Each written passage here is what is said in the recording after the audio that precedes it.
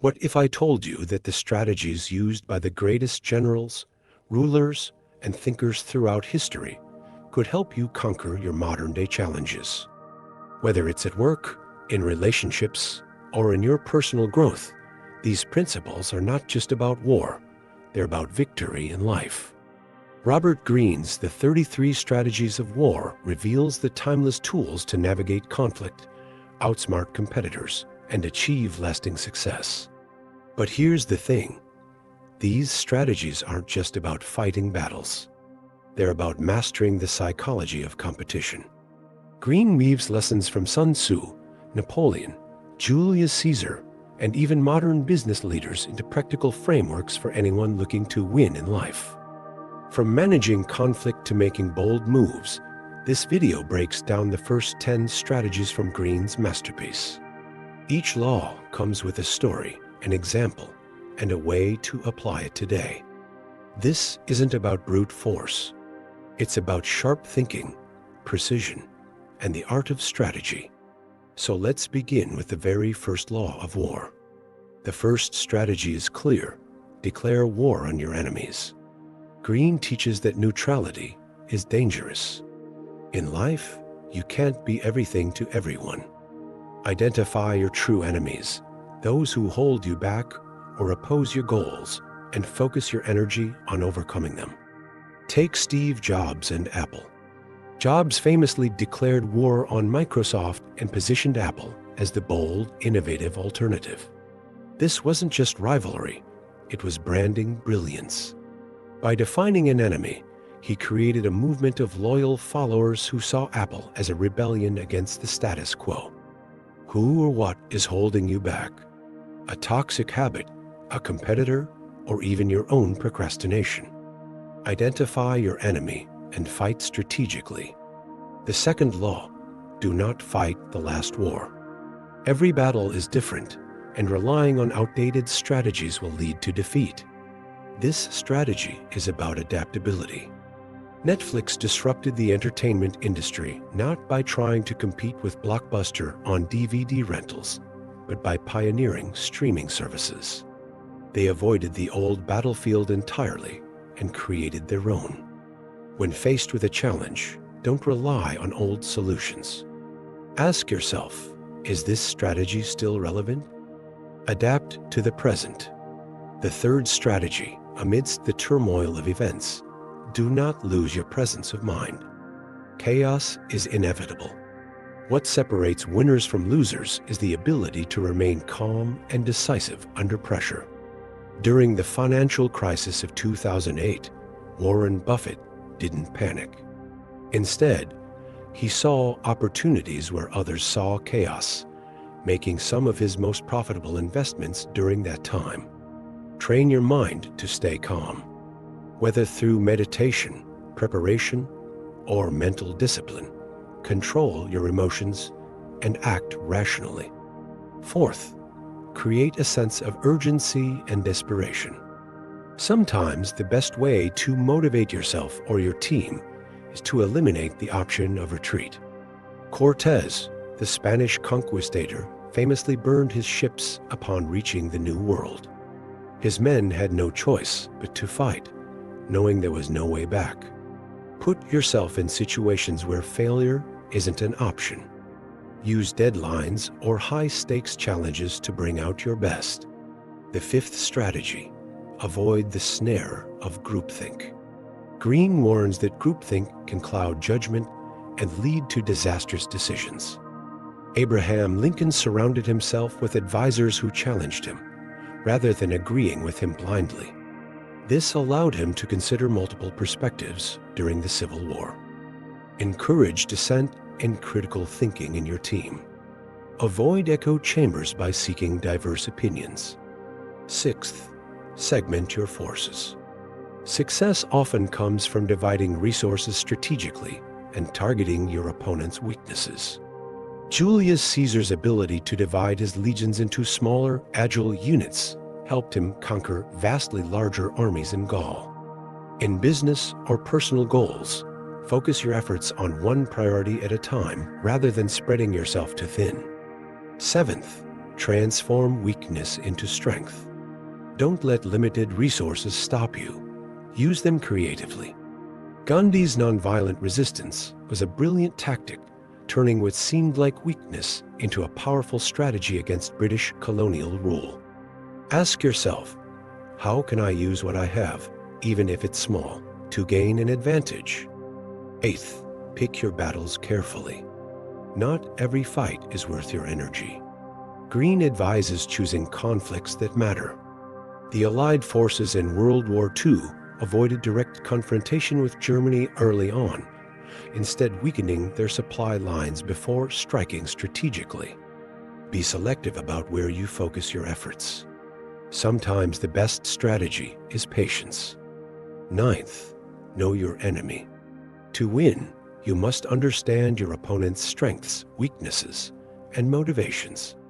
Sun Tzu said it best, if you know the enemy and know yourself, you need not fear the result of 100 battles. Gather information before acting. Whether in negotiations, competition, or relationships, knowledge is power. Finally, the 10th law, weave a seamless strategy. Every action you take should fit into a larger, cohesive plan. Alexander the Great meticulously planned his campaigns, ensuring each victory set the stage for the next. Always ask yourself, how does this decision contribute to my long-term goals? The 11th strategy focuses on morale. Elevate the spirit. In any battle, be it in war, work, or life, a motivated team or individual can overcome even the toughest odds. Boosting morale isn't just about giving orders. It's about inspiring belief in a cause. During World War II, Winston Churchill's speeches were legendary. His words didn't just inform, they rallied the British people, giving them the strength to endure the Blitz and believe in victory. In your own life, focus on building motivation for yourself or your team by reinforcing the value and purpose of your goals. The 12th strategy reminds us of the bigger picture. Lose the battles, win the war. Greene teaches that short-term losses can be acceptable if they contribute to long-term success. Think of Mahatma Gandhi. His nonviolent protests often resulted in arrests and setbacks, but each loss strengthened the larger movement for Indian independence. Ask yourself, is this immediate setback worth enduring to achieve my ultimate goal? Stay focused on the bigger picture. The 13th law, know when to be ruthless. Greene warns that there are moments in life when hesitation can lead to failure. At critical points, boldness and decisive action are necessary. Napoleon Bonaparte was known for his ruthlessness in battle. When facing overwhelming odds, his willingness to take risks often turned defeats into victories. Learn to recognize when a situation demands toughness. Being too soft or hesitant can cost you. The 14th strategy is about momentum. Overwhelm the enemy with a series of events. When you keep your adversary reacting instead of planning, you control the game. In the corporate world, Amazon continuously innovates, from faster delivery times to expanding services like AWS. Competitors struggle to keep up because Amazon never stops moving. Create a chain reaction of actions that keep you ahead of the competition and maintain momentum in your goals. The 15th strategy emphasizes control. Control the battlefield. Don't let others dictate the terms of engagement. Shape the environment to your advantage. Julius Caesar was a master of this. At the Battle of Alesia, he built fortifications to trap the enemy within and block reinforcements, turning the battlefield into his weapon. In life, set the conditions where you can perform at your best. Don't let others dictate the terms. 16th, strike where it matters most. Identify your opponent's core weakness, their center of gravity, and focus your energy there. During the Revolutionary War, George Washington targeted British supply chains, crippling their ability to fight effectively. Before acting, ask yourself, What is the key factor that determines success or failure? Focus on that. 17th, maneuver. Don't confront. Sometimes direct confrontation is the worst strategy. Instead, outmaneuver your adversary. In chess, the greatest players don't attack head-on. They set traps and outmaneuver their opponents, forcing mistakes. In business or personal conflicts, think creatively. Instead of attacking head-on, find a way to achieve your goal indirectly. 18th, divide and conquer. To weaken your opposition, sow discord and break their alliances. Julius Caesar often bribed and divided his enemies, turning allies against one another to gain the upper hand. In group dynamics, identify weak points in alliances and leverage them to your advantage. 19th, create an aura of power. Sometimes perception is more important than reality. By appearing confident and unshakable, you can deter opposition. FDR's fireside chats during the Great Depression exuded calm and authority, restoring the public's confidence in leadership. Project confidence, even if you don't feel it. Perception shapes how others respond to you. Finally, the 20th strategy, know what to let go of. Sometimes the key to success is sacrificing the less important to protect the essential. During the Cold War, the U.S. focused resources on key technological advancements, sacrificing other initiatives to ensure superiority in space and defense. Evaluate your priorities. What can you let go of to focus on what truly matters? Strategy number 21, seize the initiative. When you take the first move, you gain the upper hand.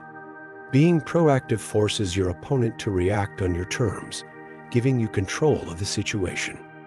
In World War II, Germany's blitzkrieg strategy relied on speed and surprise. By striking first and hard, they forced opponents to scramble defensively. In your career, life, or projects, don't wait for opportunities. Take bold action before others can dictate the pace. The 20-second strategy is maintain emotional control. Emotional outbursts reveal weakness, and the calm person always holds the advantage. The Roman general Scipio Africanus remained composed during battles, even when surrounded by chaos. His ability to stay calm allowed him to defeat Hannibal, one of history's greatest tacticians. Breathe, pause, and plan before you react emotionally. People who master calmness under pressure control the room. Strategy 23 teaches, concentrate your forces. Don't scatter your resources. Focus your power in one direction to achieve maximum impact. Napoleon often concentrated his forces at a single point on the battlefield, overwhelming even larger armies. In business or life, focus on one major project or goal at a time. Mastery comes from depth, not spreading yourself thin. The 24th law, play the courtier. Master the art of diplomacy, charm, and adaptability.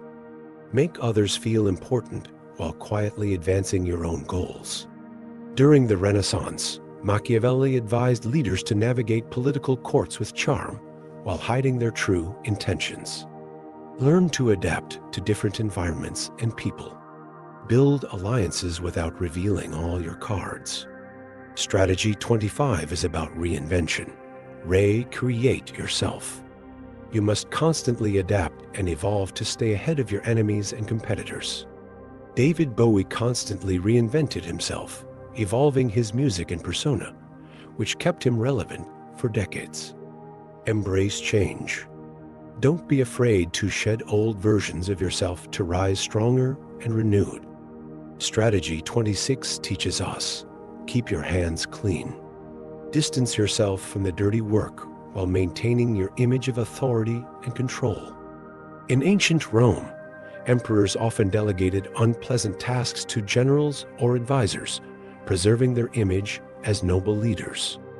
Outsource difficult tasks when necessary, but always ensure the results reflect positively on you. The 27th strategy: play on people's need to believe. People crave purpose and belief.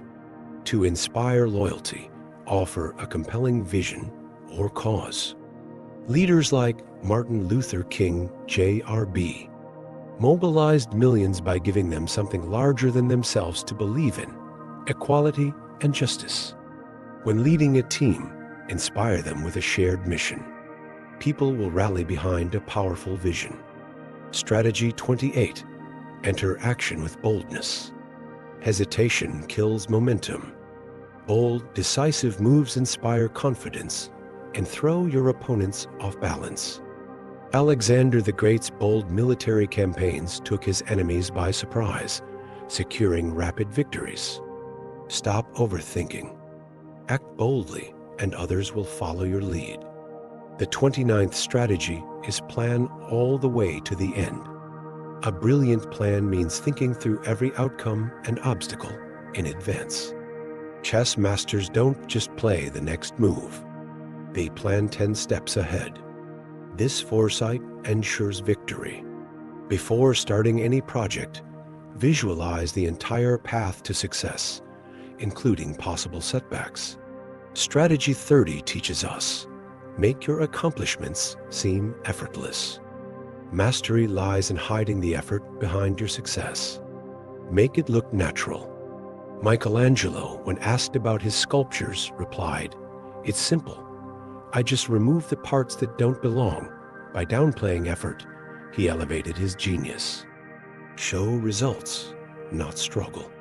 Confidence comes from the appearance of ease. The 31st strategy: control the options. By controlling the choices others perceive, you influence their decisions without force. Henry Ford revolutionized the car industry by saying, "You can have any color you want, as long as it's black." He controlled options while creating efficiency. Offer limited choices that all benefit you. This gives people the illusion of control. The 32nd strategy: play to people's fantasies. People are drawn to visions of what could be, rather than what is. Sell dreams, not realities. Walt Disney sold more than movies. He sold the fantasy of a magical world where anything was possible. Tap into aspirations. Paint a compelling vision of success, happiness, or adventure. Finally, the 33rd strategy: assume formlessness. Adaptability is the ultimate strength. When you refuse to be predictable, you become impossible to defeat. Bruce Lee embodied this idea in martial arts, teaching his students to be like water: fluid, adaptable, and formless. Stay flexible in your approach. Never lock yourself into one method or identity. So far, we've explored the timeless wisdom of generals, leaders, and thinkers who understood one universal truth: every great success is a battle, and every battle is won or lost in the mind. These 33 strategies of war are not just for soldiers or conquerors. They are tools for navigating life's conflicts, overcoming adversity, and achieving your goals with precision and purpose. From mastering calm under pressure to striking with boldness, from outsmarting your opponents to reinventing yourself, each strategy is a weapon you can wield in your personal and professional battles. Remember, life itself is a battlefield. Some days, it will test your patience. Others, it will demand bold moves. But no matter the challenge, the lessons from these strategies remind us of this: the best victories are those fought with wisdom, not brute force. Whether you're facing competition, leading a team, or chasing a dream, approach every move with strategy. Learn when to fight, when to wait, and when to walk away. And above all, never stop evolving, because in the art of war, adaptability is power. Which strategy stood out to you the most? Do you see yourself using these principles in your own life? Let us know in the comments below. And if you want to dive deeper into strategies for success, check out our other videos And don't forget to like, subscribe, and share this with anyone who's ready to conquer their challenges. Thank you for joining us on this journey through Robert Greene's The 33 Strategies of War. Now, go out there and win your battles, because the art of strategy belongs to those who dare to master it.